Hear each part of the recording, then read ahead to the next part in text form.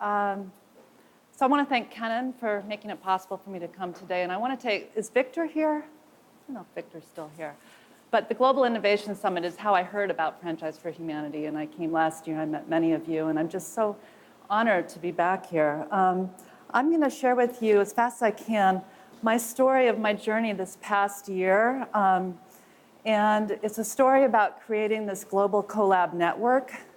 And I'm very much in process right now of creating it, and I'm really hoping that as a result of our discussion today that you'll join me, give me feedback, and we'll hopefully be able to become more engaged as a global network of networks.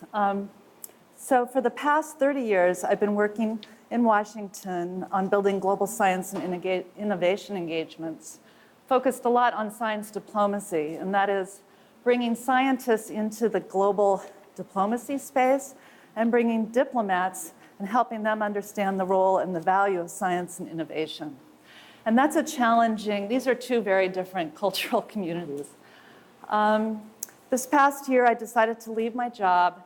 I was very challenged.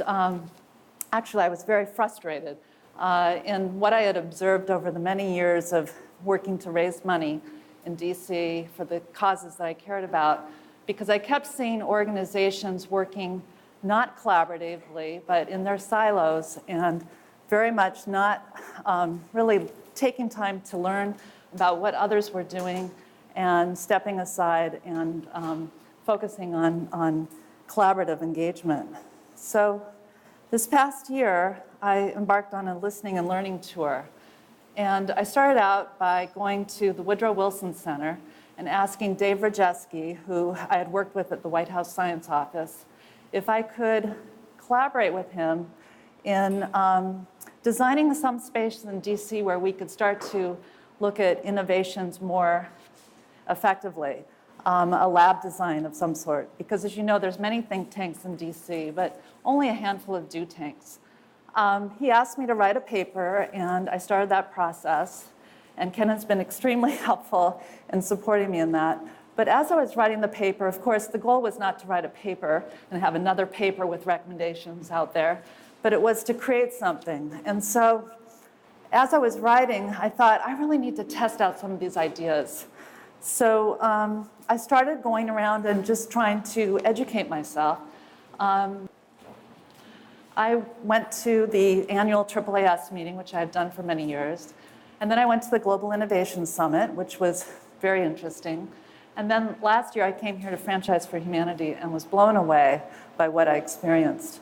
And since then, as some of you know, there have been weekly meetings by phone that the Franchise for Humanity folks have been organizing. And I really find that what has happened this past year has been very unique.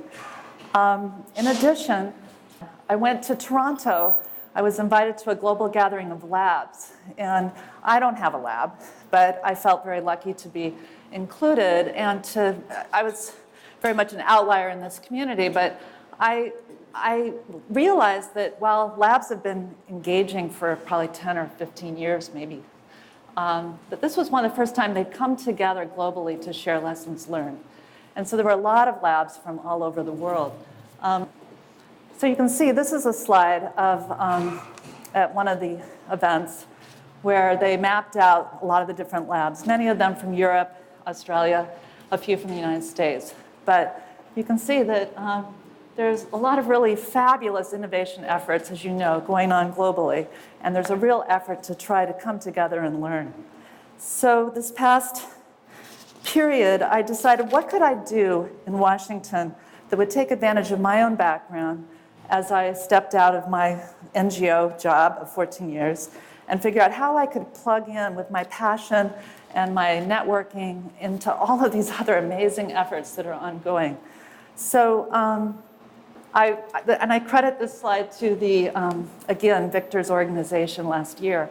I took this photo, but it's really trying to focus on collaboration, a lot of what we talked about in the last 2 days.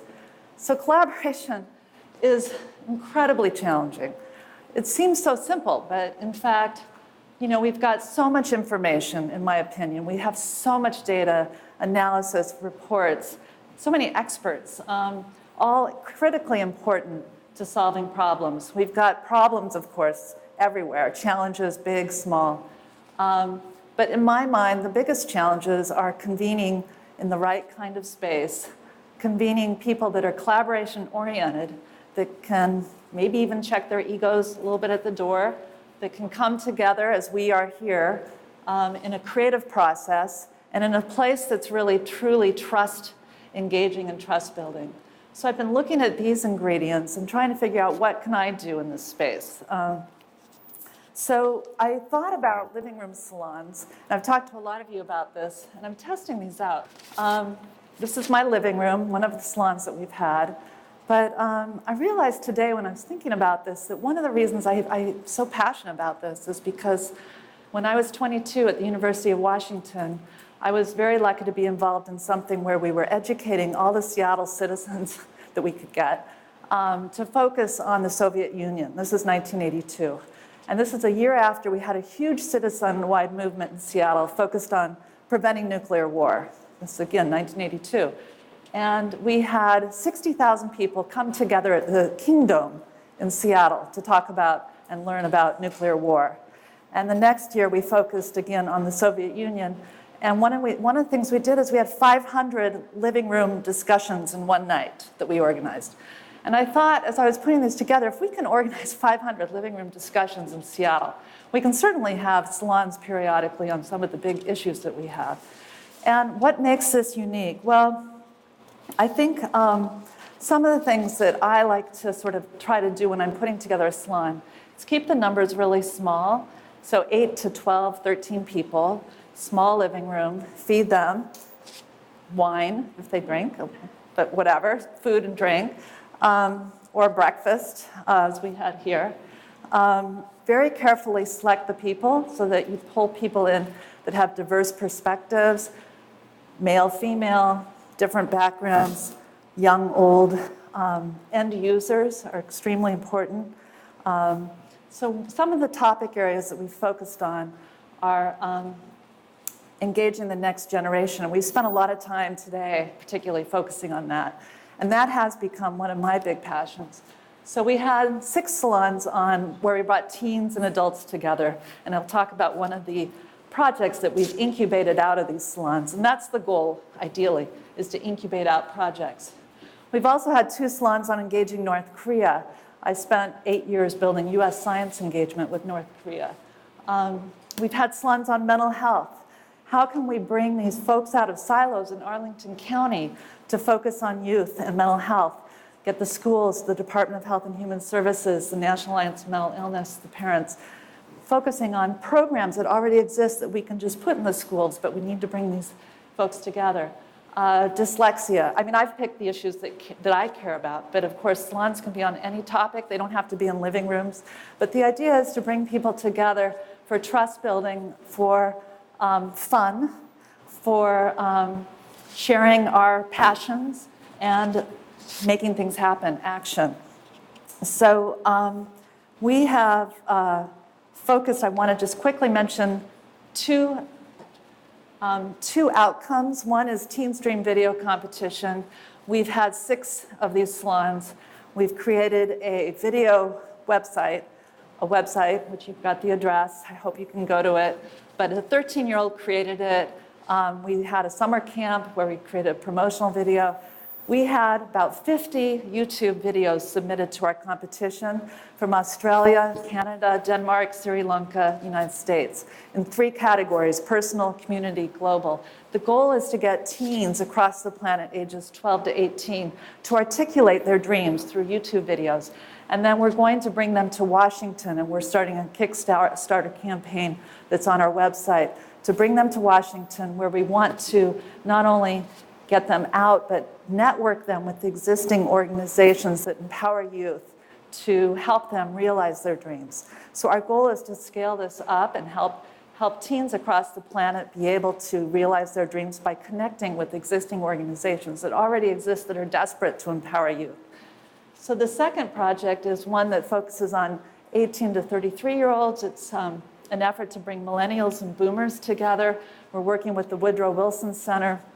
And again, this picture you saw earlier was a millennial boomer focused discussion in my living room.